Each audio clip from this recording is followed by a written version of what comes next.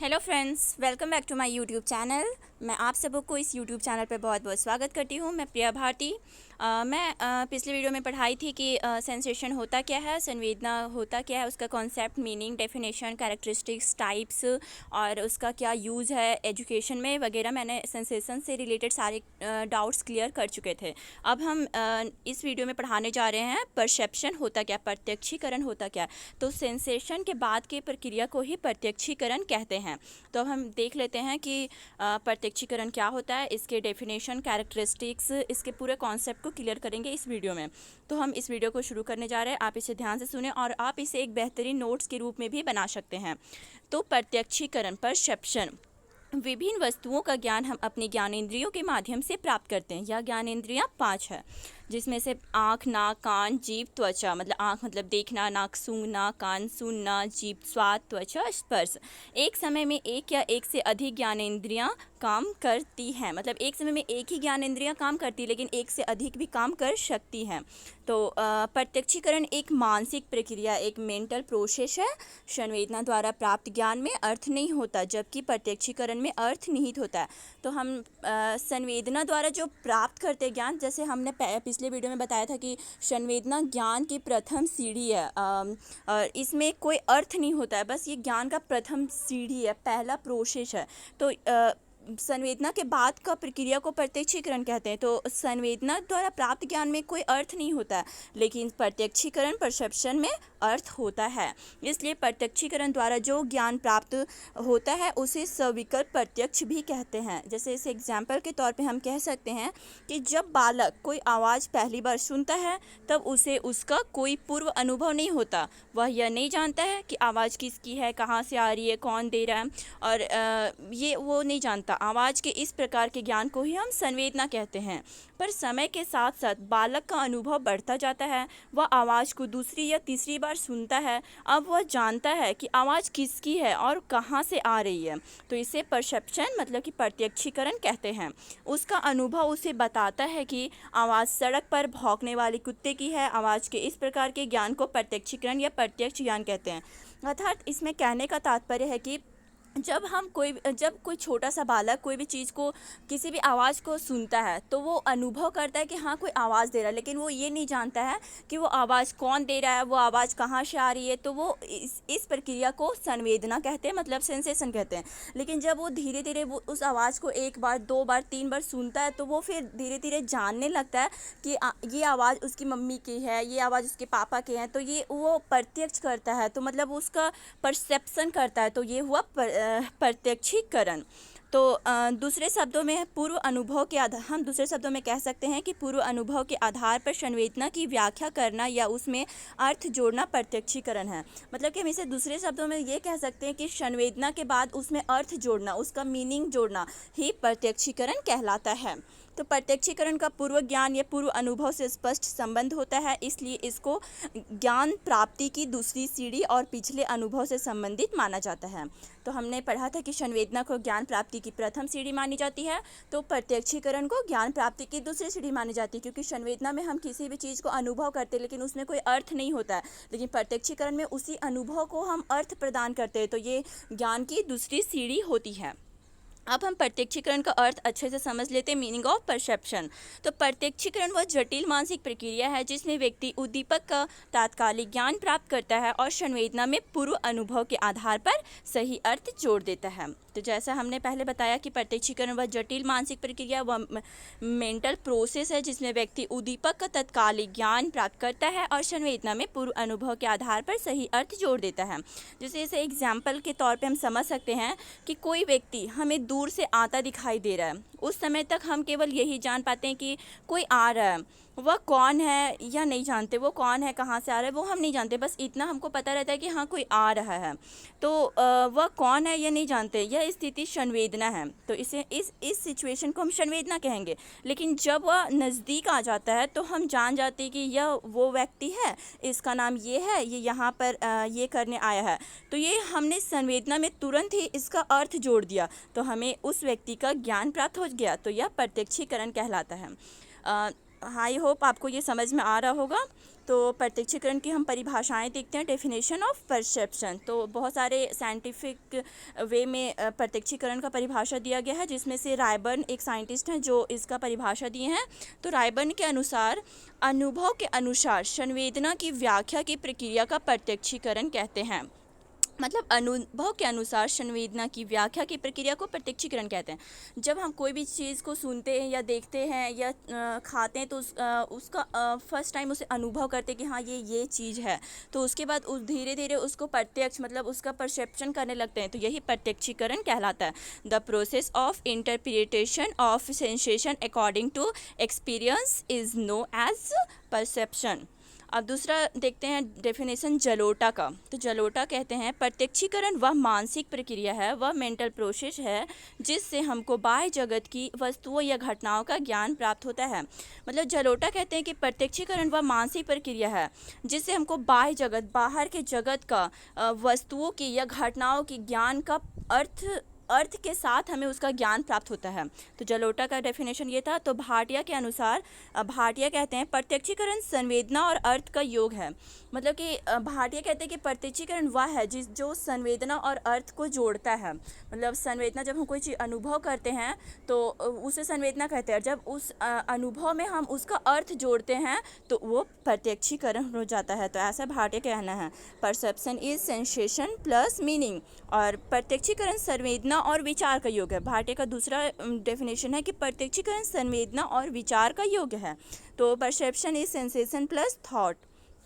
अब हम देखते हैं प्रत्यक्षीकरण की विश्लेषण, एनालिसिस ऑफ परसेप्शन।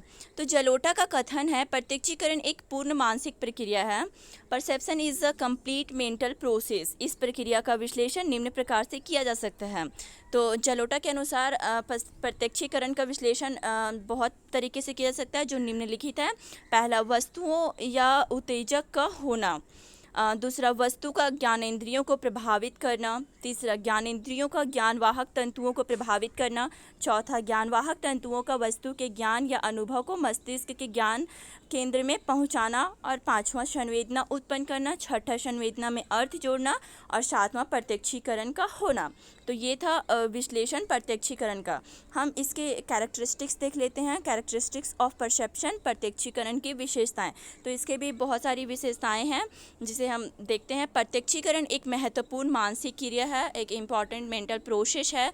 ज्ञानार्जन एवं अनुभव प्राप्ति में इसका अत्यधिक महत्व है। प्रत्यक्षीकरण की विशेषताएं इस प्रकार है।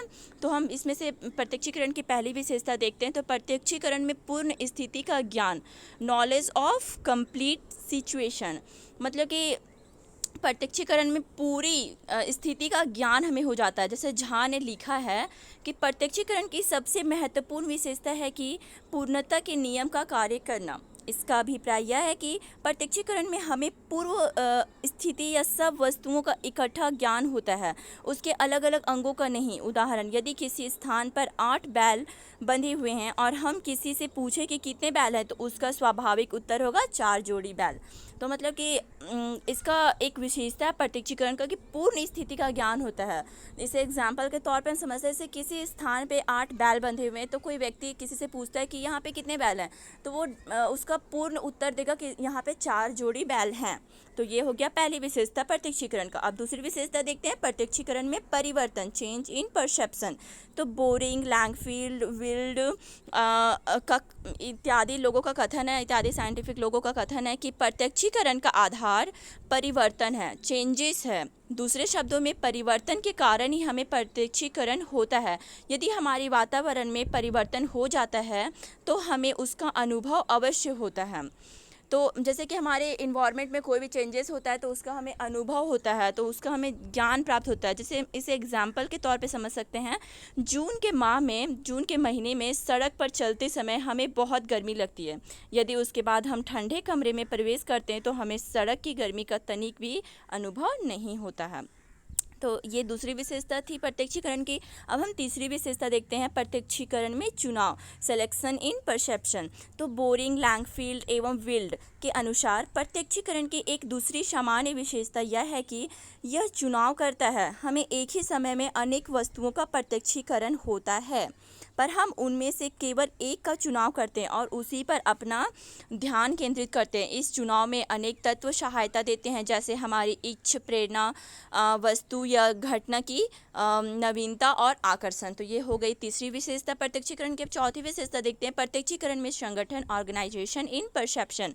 तो प्रत्यक्षीकरण में संगठन की विशेषता होती है। कभी कभी मस्तिष्क को एक ही समय में विभिन्न ज्ञानेंद्रियों द्वारा अनेक वस्तुओं का ज्ञान प्राप्त होता है। मतलब कि कभी कभी ऐसा होता है कि एक ही समय में मस्तिष्क एक ही समय में विभिन्न ज्ञानेंद्रियों द्वारा अनेक वस्तुओं का ज्ञान प्राप्त करता है। ऐसे अवसर पर वह उन वस्तुओं से अधिक महत्वपूर्ण को एक समूह में संगठित कर लेता है। जैसे एग्जाम्पल के तौर पे हम इसे समझते हैं, तो यदि एक व्यक्ति एक ही समय में बहुत से वृक्ष और झाड़ियाँ देखता है तो उसे वृक्षों का समूह के रूप में प्रत्यक्षीकरण होता है। तो ये भी हो गई चौथी विशेषता प्रत्यक्षीकरण की। पांचवी विशेषता देखते हैं प्रत्यक्षीकरण में अर्थ, मीनिंग इन परसेप्शन।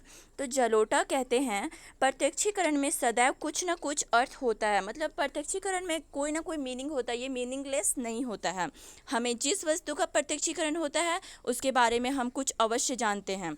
उदाहरण के लिए हम कहते हैं तो हम एक आवाज़ सुनते हैं, ठीक है, उसे सुनकर हम जान जाते हैं कि आवाज़ किस चीज़ की है, साइकिल की है कि कार की है, या फिर किसकी आवाज़ है, चिड़िया की है, कौवा की है। तो कोई भी आवाज़ हम सुनते हैं तो हम उसके बारे में हम उसका ज्ञान प्राप्त कर लेते हैं। तो ये हो गया प्रत्यक्षीकरण। अगर हम किसी आवाज़ को सुनते हैं और हम ये नहीं जान पाते कि किसकी आवाज़ है तो ये हो गया संवेदना। लेकिन अगर हम जान जाते हैं कि किसकी आवाज़ है तो ये हो गया प्रत्यक्षीकरण। तो ये प्रत्यक्षीकरण की पांचवी विशेषता थी। अब छठी विशेषता देखते हैं प्रत्यक्षीकरण में अंतर, डिफरेंस इन परसेप्शन।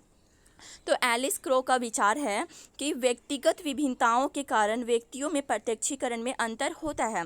मतलब कि एलिस क्रो कहते हैं कि व्यक्तिगत विभिन्नताओं के कारण, इंडिविजुअल डिफरेंसेस के कारण व्यक्तियों में प्रत्यक्षीकरण में अंतर होता है। यदि दो व्यक्ति एक ही समय में किसी वस्तु या घटना को देखते हैं तो उनकी रुचियों, गत अनुभवों, शारीरिक दशा, अवधान की मात्रा आदि में अंतर होने के कारण उनके प्रत्यक्षीकरण में अंतर होता है। मतलब कि प्रत्यक्षीकरण में डिफरेंसेस होता है। जैसे कि अगर हम एग्जाम्पल के तौर पे कहें तो दो व्यक्ति एक ही जगह पे एक ही आवाज़ को सुनते हैं तो वो दोनों में बहुत अंतर करते हैं। मतलब दोनों के इंटरेस्ट अलग होते हैं, दोनों के एक्सपीरियंस अलग होते हैं, दोनों के सुनने का तरीका अलग होता है, दोनों अलग टाइप से सुनते हैं। तो प्रत्यक्षीकरण में अंतर भी प्रत्यक्षीकरण की एक विशेषता है।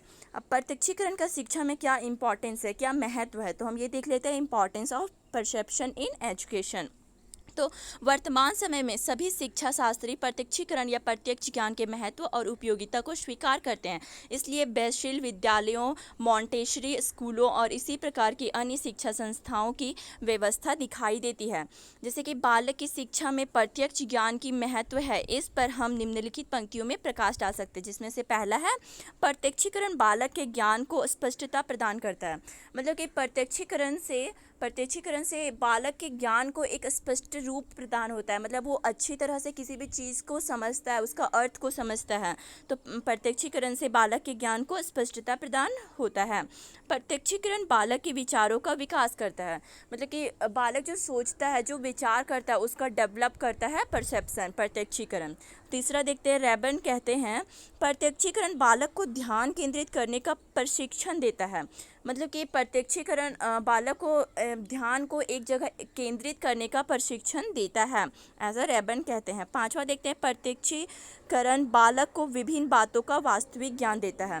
मतलब कि प्रत्यक्षीकरण बालक को अलग अलग बातों की वास्तविक ज्ञान देता है, सच का ज्ञान देता है। प्रत्यक्षीकरण व्याख्या करने की प्रक्रिया है। मतलब प्रत्यक्षीकरण किसी भी चीज़ को व्याख्या, एक्सप्लेन करने की प्रक्रिया है, प्रोसेस है। अतः यह बालक को व्याख्या करने के योग्य बनाता है। यह बालक को इस योग्य बनाता है कि वो कोई भी चीज़ को देखे, सुने, खाए तो उसे एक्सप्लेन कर सके, उसके अर्थ को बता सके, उसके बारे में कुछ भी बता सके। तो ये उसे प्रत्यक्षीकरण बालक में व्याख्या करने की शक्ति देता है। अब अतः उसका परोक्ष ज्ञान प्रभावपूर्ण बनता है। छठा देखते हैं, प्रत्यक्षीकरण बालक की स्मृति और कल्पना की प्रक्रियाओं को क्रियाशील करता है। फुटबॉल का मैच देखने के बाद ही बालक उस पर कुशलतापूर्वक निबंध लिख सकता है। मतलब प्रत्यक्षीकरण से बालक की स्मृति और कल्पना की प्रक्रिया में वृद्धि होती है। जैसे कि कोई बालक फुटबॉल की मैच को देख रहा है तो ही उस देखने के बाद ही उस पर एक कुशलतापूर्वक निबंध लिख सकता है। तो ये प्रत्यक्षीकरण का इम्पोर्टेंस है एजुकेशन में, शिक्षा में। सातवां इम्पोर्टेंस देखते हैं, प्रत्यक्षीकरण का आधार ज्ञानेंद्रियां हैं, अतः बालक की ज्ञानेंद्रियों को सबल रखने और स्वस्थ बनाने का प्रयास किया जाना चाहिए। आठवां देखते हैं, भाटिया के अकॉर्डिंग प्रत्यक्षीकरण ज्ञान का वास्तविक आरंभ है।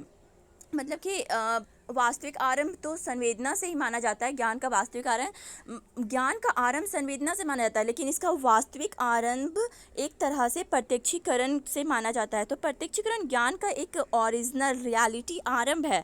इस ज्ञान प्राप्ति में ज्ञानेंद्रियों का मुख्य स्थान है, अतः बालक को ज्ञानेंद्रियों का उचित प्रशिक्षण दिया जाना चाहिए। बालक के प्रत्यक्षीकरण का विकास करने के लिए उसे अपने आसपास के वातावरण, संग्रहालय, प्रसिद्ध इमारतों और अन्य उपयोगी स्थानों को देखने के अवसर दिए जाने चाहिए। तो इतने सारे इम्पोर्टेंस है प्रत्यक्षीकरण के एजुकेशन में। मतलब कि एजुकेशन में परसेप्शन के बहुत इम्पोर्टेंस हैं। तो हम इस वीडियो में पढ़ें कि हमने पढ़ा कि प्रत्यक्षीकरण क्या होता है, इसके डेफिनेशंस देखे, बहुत सारे साइंटिफिक वे में देखें, फिर इनकी विशेषता क्या है, फिर ये इम्पोर्टेंस है कैसे एजुकेशन में। तो आई होप आपको ये वीडियो अच्छी लगी हो, तो please like, share and subscribe करें ताकि आपको आने वाले नोटिफिकेशन की जानकारी तुरंत मिले। और हम नेक्स्ट वीडियो में पढ़ाएंगे कंसेप्शन क्या होता है। इससे पहले वाले वीडियो में पढ़ाए थे सेंसेशन क्या होता है, इसमें पढ़ाया परसेप्शन क्या होता है, नेक्स्ट में पढ़ाएंगे कंसेप्शन क्या होता है। Thank you so much friends.